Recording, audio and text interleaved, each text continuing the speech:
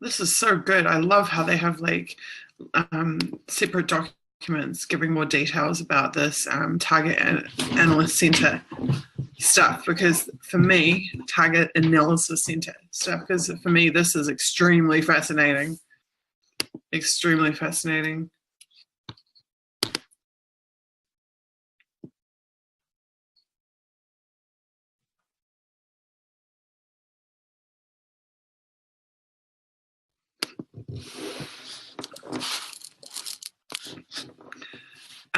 Garden Gnome, that's like really before my time, and I know virtually nothing about it.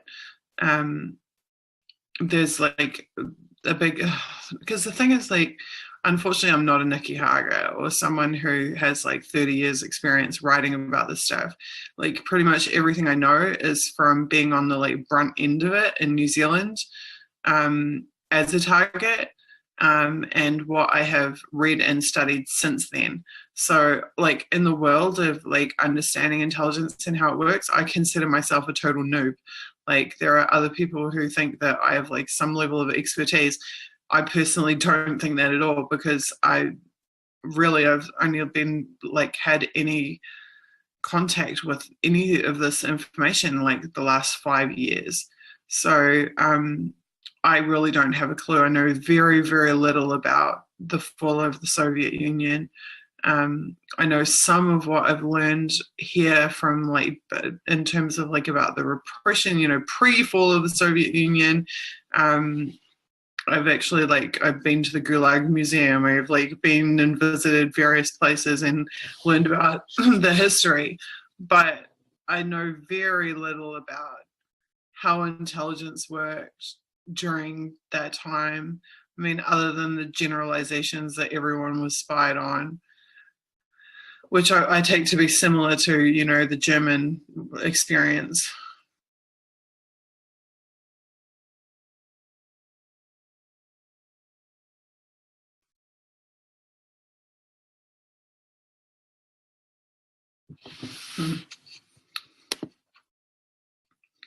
So the interesting thing about the social network is that this is what this target analysis center, if you look at what we learned last time,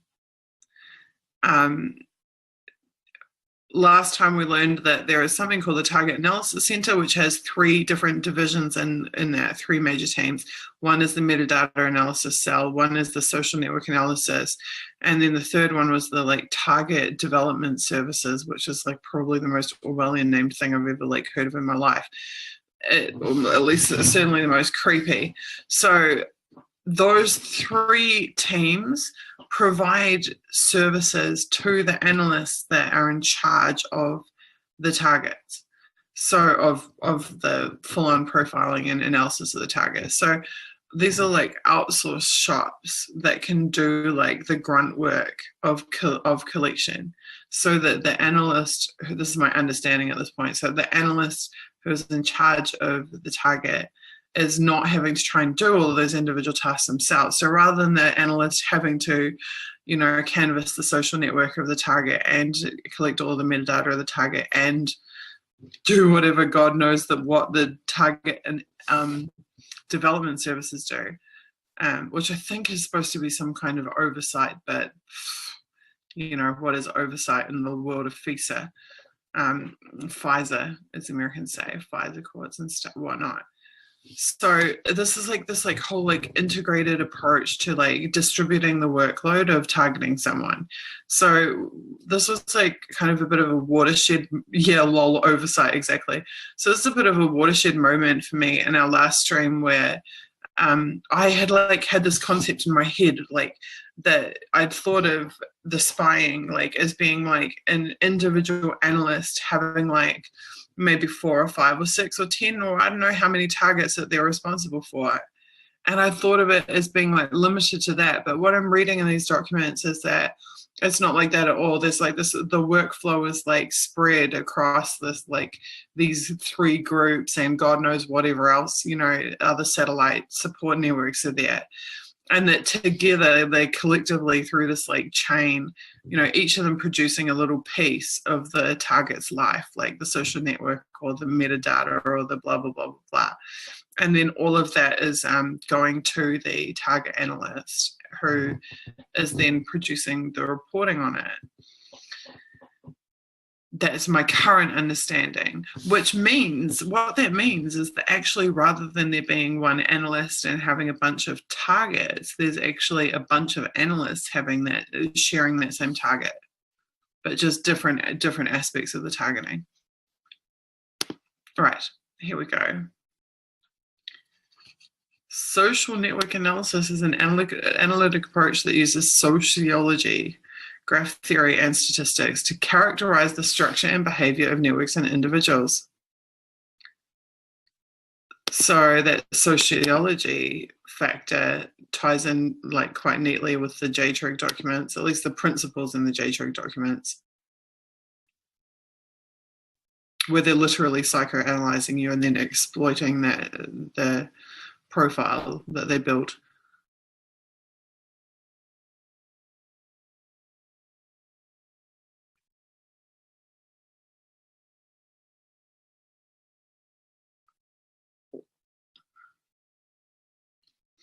See, so this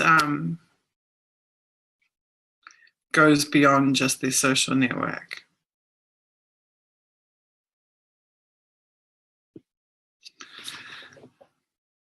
This is all of their social interactions in their life. This is not just, like, we think of social network as being Twitter or Facebook.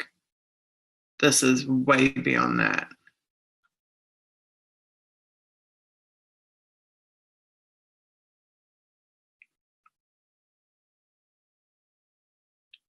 Who they work with, who they know, who they receive money from.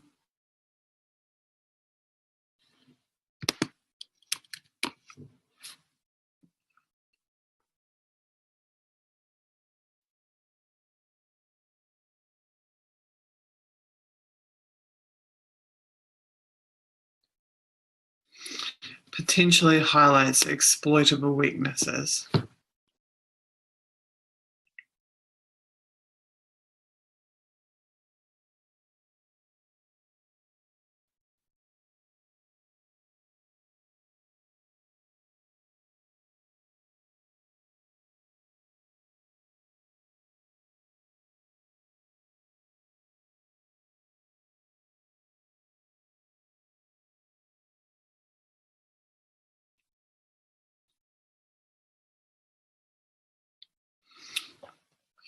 Which in turn also supports military operations planning and execution.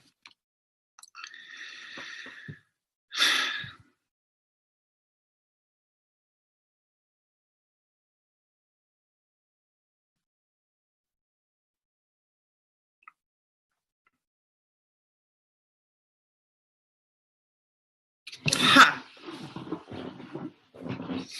Foreign Information Operations Threat Division.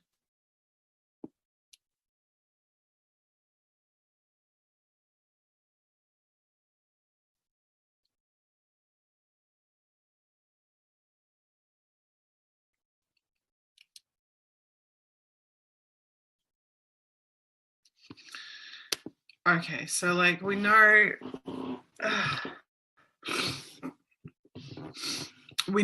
that economics, that they're spying for economic reasons. We know that the number one threat to them was an expanding economic union of the European Union in their strategic forecast. We know that pretty much every head or ex-head of an intelligence agency in America signed the letter stating that George Soros, very cute, stating that the TPP was a matter of national security, that they needed to sign, they wanted the TPP signed.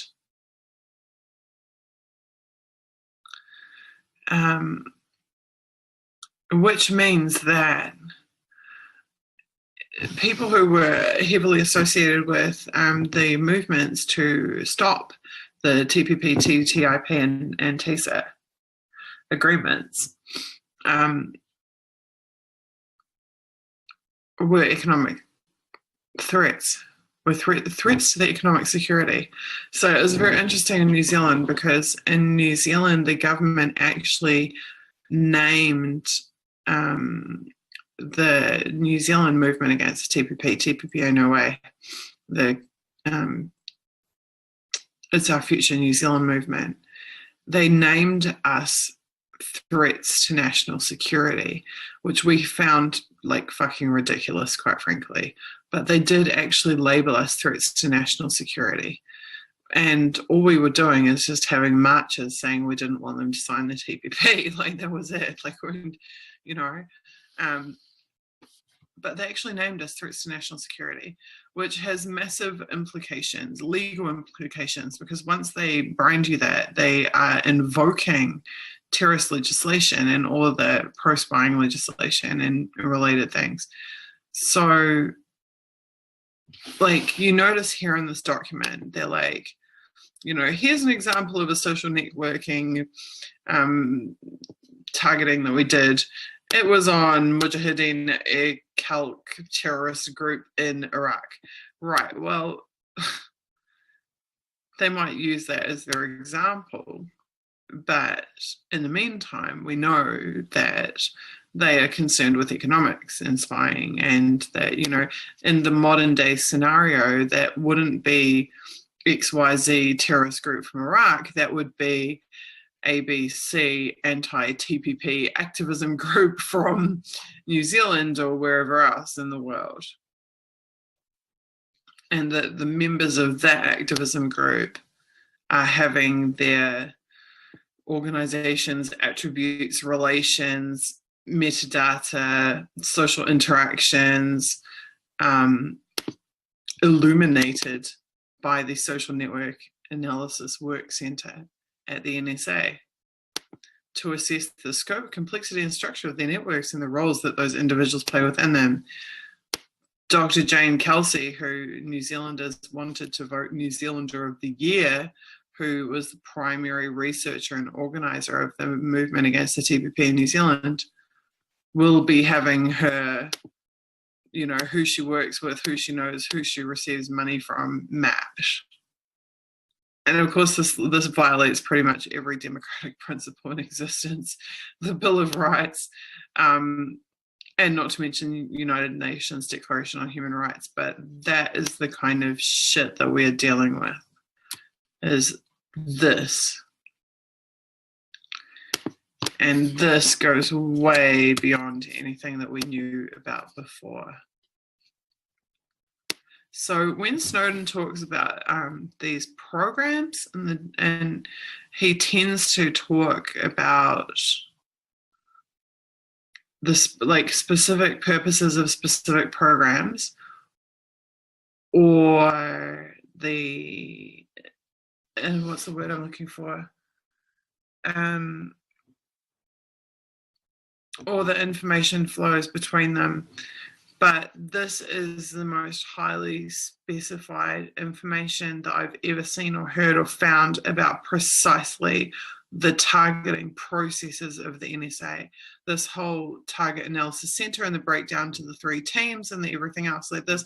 I actually almost want to start like graphing it and actually make some like workflow diagrams of it and show like the different groups that are in the NSA that are involved in it. Like, we knew about like J-Trig, which is like the most evil of the evil, but that's predominantly GCHQ, right, in the UK. Whereas this is NSA targeting processes. This is getting very close to the type of information that I would be very interested in, which is to get a real picture, a good picture of precisely what the hell it is that they're doing to people. Because they're not doing it to Muhammad whoever in Iraq, they're doing it to Susie Dawson, solo mother in Beach Haven, in Auckland, in New Zealand, and God knows who else. God knows who else. That entire paragraph needs to be looked at carefully. Okay.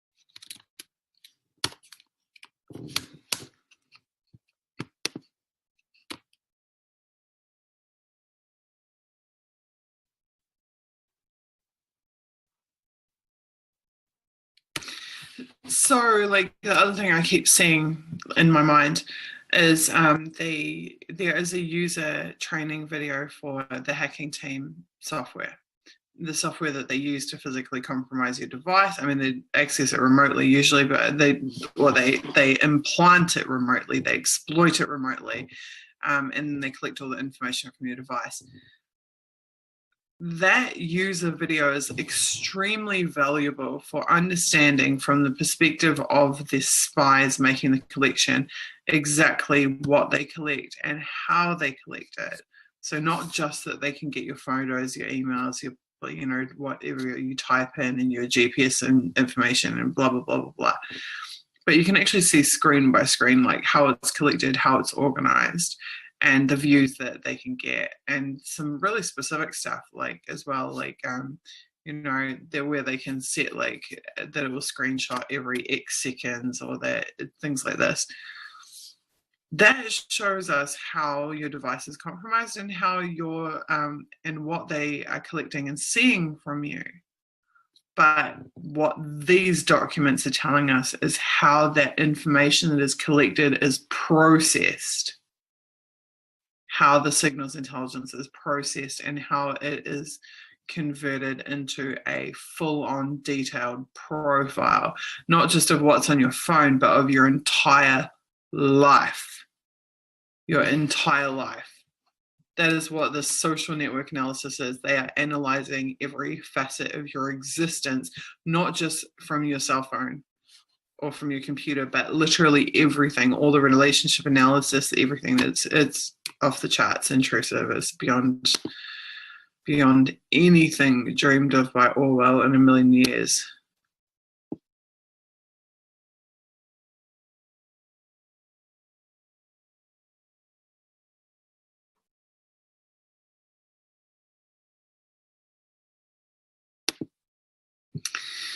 Right. Garden gnome.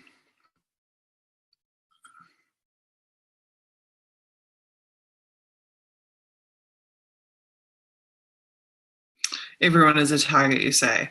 Right. So the New Zealand media this year, they like every week they had a different line that they ran against me. At one point it was, you only care about this because you're on a personal vendetta against the spies because they spied on you. And my response to them was, mass surveillance means that they're spying on everyone. I am not the sole target of the intelligence agencies.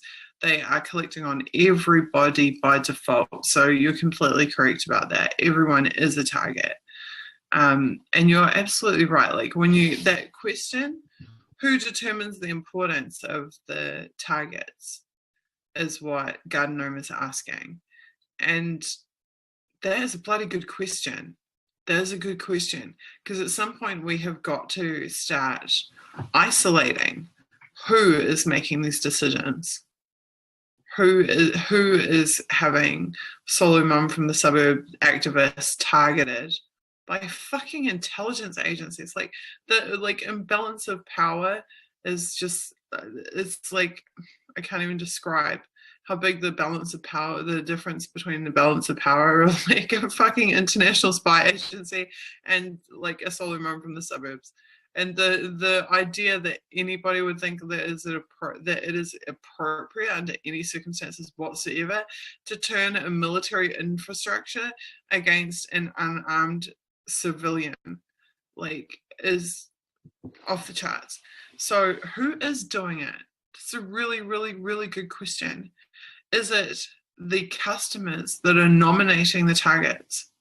Because that's what it appears to be. It appears to be that the GCSB in New Zealand, we know of 88 targets, there could be thousands, but there were at least 88 targets that they passed to the NSA. So it seems... Okay, so Garden Gnome is saying that AI sorts and prioritizes it in the initial stages. I'm considering the implications of this. So I've talked in the past about how I could see the screen. I could actually see the precise moment at which my old desktop computer was being remotely accessed, because the remote access would literally trigger a screen blinker at the point that the connection was made. When I was writing an article on Occupy Savvy, like this was really early on, I typed, for some reason, I typed the words like arms deal or something. The second that I typed it, it was instant screen blink, like instant remote connection. So at that point, it was a keyword trigger. And the collection, that it was the keywords, it was the fact that I was typing that phrase that that triggered the collection. Later on, me turning on my computer was enough to like literally like it would trigger a remote connection from boot. But there was a time at which it was definitely being triggered by keyword. So is that what you mean in terms of AI? So then the AI, sends an alert that this person is talking about arms dealing. I mean, never mind that this person is a journalist and like doing like valid reporting, but is that what you mean by AI? Or do you mean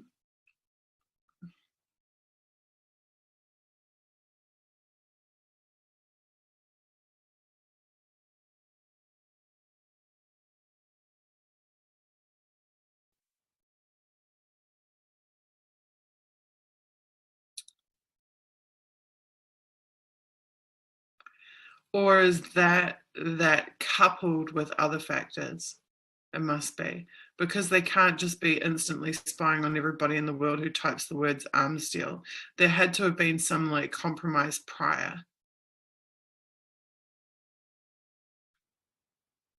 There had to have been. Okay, so Jenny, what you're talking about is retrospective. So that's where they go into their giant haystack and they go, okay, we're going to look for everybody who's typed the words arms deal. But in order for my computer to be triggering that remote connection based off what I'm typing into my keyboard, the computer already had to have been compromised. So already there had been what they call, CNE is like computer network exploitation.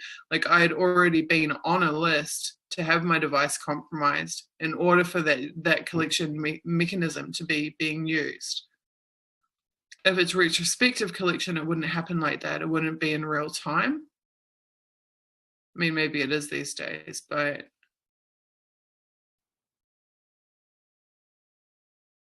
yeah, that's what I was trying to say before about like it couldn't solely be that. It would have to be a number of factors, right? Like known activists and or like whatever, but the targeting had to have come before that monitoring. I wouldn't have been targeted as a result of the monitoring. I'd been monitored as a result of the targeting.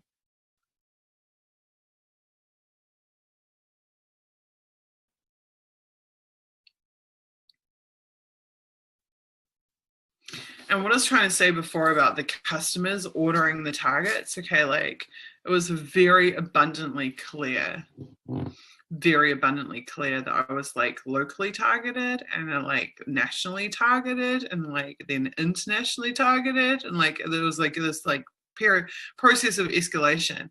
It wasn't like the NSA woke up one day and said, we're coming after Susie and Beachhaven. Like it was very much like, and I remember someone actually saying to me very early on, like there was a couple of really smart activists who had been around the blocks, like even from decades prior, like well before my time. And they gave me some really, really good advice that at the time, I didn't actually realize how significant what they were telling me was until like years later in retrospect. And one of them said, like, you can take on the city council because the city council is the lowest rungs of power and the councillors are seen as completely expendable, right? Like the global empire does not give a toss if some city councillor gets like knocked out of off his perch. But then the next layer is that you can go up against the national government, and that's like a bit more serious because there's more investment in it, and the National Party, which at the time was in power. You can go up against the Prime Minister because there will always be another Prime Minister, though of course it's more dangerous than going after a city councillor. You can go after the police agencies for the same reason, because like you'll have a new commissioner of police, a new minister of police, periodically. These are all temporary positions. They said to me, if you go after the military, you're fucked.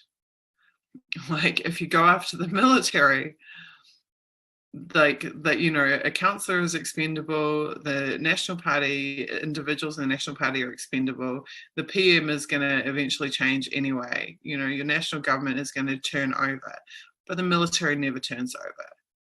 And I also had like a warning, like a nasty warning from like the bad guys, which basically said like, you can go after the police, but you don't go after the military. And this is their mindset. This is how they think. And this is like it's like peeling back the layers of the onion, right? And at the central control mechanism is the military. It's not the government. It's not the politicians. It's not the police. It's certainly not the councils. The central control mechanism for the planet is the military. So back to reviewing military documents. Okay, that's very, very helpful and useful, the social network analysis.